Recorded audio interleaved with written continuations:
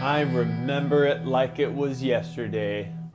Beige 1989 Chevrolet G20 conversion van. Never before seen archived footage. Dust it off, just for you. So when did this happen? How did it all get started? Well, we're going to talk about that.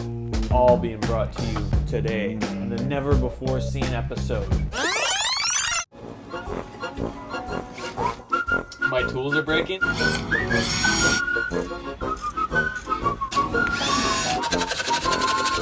What better time than in 106-degree heat?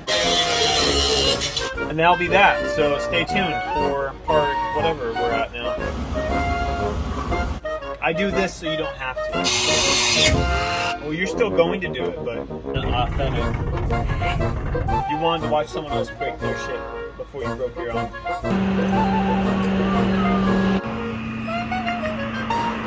And that's, I provide that service. It started, this started back in June 2021. Yeah, at the beginning of summer is when I started that. I got wild hair in my ass, like always.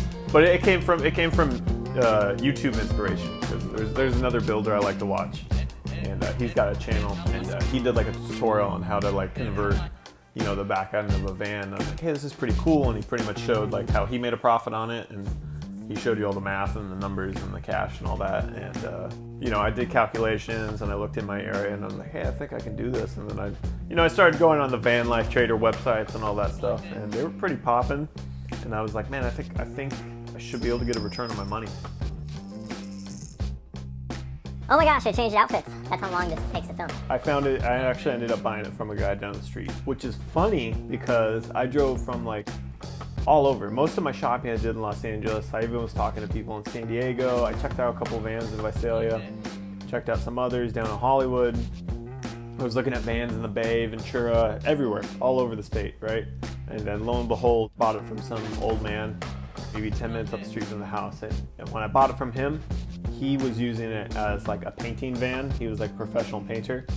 And it had just reached kind of its end of life, and he had upgraded to a nicer truck. And I was like, hey, let me take this. And I liked it because it had a clean title, no dents or dings. It ran, it started, stopped. Didn't pass smog. He didn't really comment on that. But I bought the thing for $1,200, so that was a pretty good deal.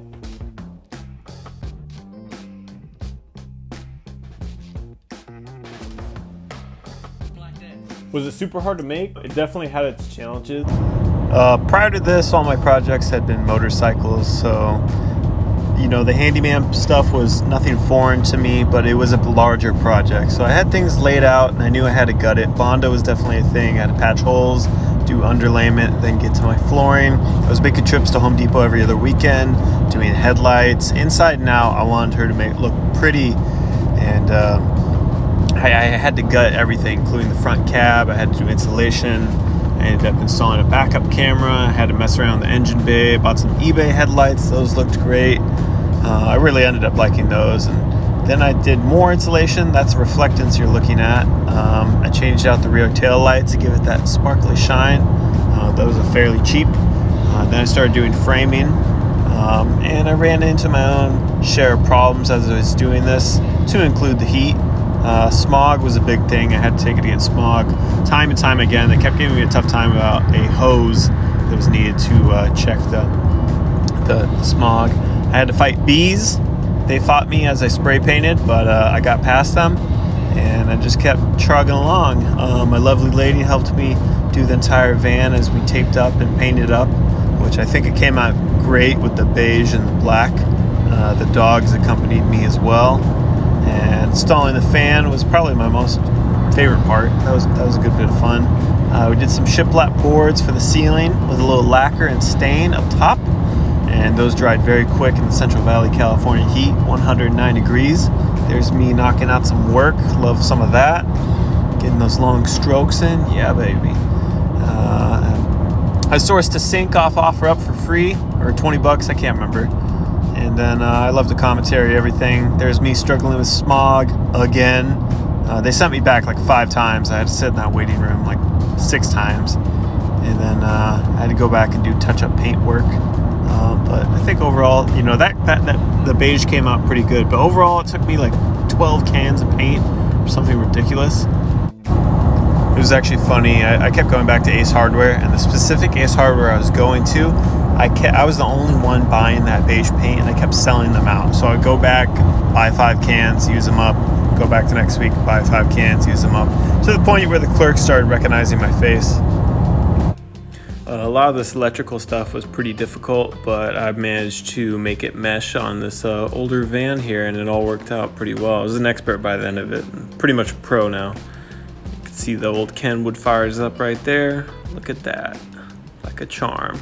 A lot of these other parts I found, I scored on OfferUp. If I couldn't get them on the cheap at Home Depot or Lowe's, I would find them used. And then my framing skills, as you can see here, I was by no means an expert, but they progressed as time went on, and I had fun learning and, you know, measuring 3 times and cutting 3 times, and a lot of the stuff, you know, I could figure out with Google and YouTube combined. It's just that figure it out mentality, and I'd have to sit there and methodically ponder about rework, and sometimes I would have to go back and correct things, but nonetheless, I got through it. I would reuse materials if I didn't use them up the first time. So a lot of flooring was used as ceiling, as you can see there. I had to redo some electrical work because wires got pinched and I had to go back and fix things. Had to get creative there because a lot of the wood paneling was already patched up, but I managed to get it working. You can see the inverter going there. And then my favorite showcase piece here is this bed frame, this folding bed frame. The specific one I made here, I can't say I've seen it anywhere else, but it was definitely inspired by other folding futon type like bed frames I saw in other vans and builders create, so I like that one. I didn't mean to interrupt your video. If you like what you're watching, press like, and if you want to see more, subscribe. And if you don't like it, well, I don't know why you made it this far, but thank you anyways.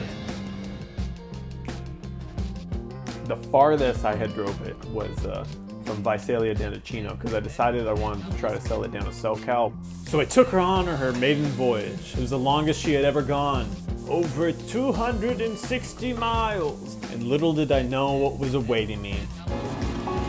A ruined weekend and a really, really long night. I took it on its maiden voyage. That was a big trip. And it did really well. It made it all the way through the Grapevine. It wasn't until I hit the San Fernando Valley, I was cruising down the 10, and my entire dash cut out. All the lights went out, the speedometer went down, and I had to put her down somewhere. I stuck my arm out the window, gave a right-hand turn signal, cruised her to the furthest right lane, took the nearest off-ramp I could find. Just so happened there was a green light, cruised through that, parked her down at a bus stop, and I was dead in the water. Out here in the San Fernando Valley. For hours I waited for AAA, and they only dispatched 2 different tow companies in the area. I ended up waiting 7 hours for AAA. First time the tow truck came, I wouldn't tow my vehicle with the dirt bike on the trailer hitch. I had to take my dirt bike off and then somehow squeeze it in the back of the van and put all that stuff inside the van. And all this because of an alternator that I ended up getting fixed the next day for $300 and a new fan belt. And I ended up going home at like 3 a.m. Well, that is the $1 million question, isn't it? Honest answer, I wanted to get the thing done. Between setting up video, recording video, editing video, uploading video, it was just too much. You know, full-time job, making the van, other hobbies, school, you know, it all caught up. There's a lot of work behind the scenes. No. But I had a lot of fun making it, and I learned a lot of valuable skills. Would I do it again? Yeah, in a heartbeat. The moral of this story is build your home on a good foundation, because no matter how cool your van or adventure rig is, it's all for naught if you don't have a Good engine, brakes, transmission, body, title. You name it. You gotta build on a good foundation. And that's what got me in the end. Numerous repairs. From transmission to drum brakes to alternator to smog. Doesn't matter how cool your van is. It's not a good running van.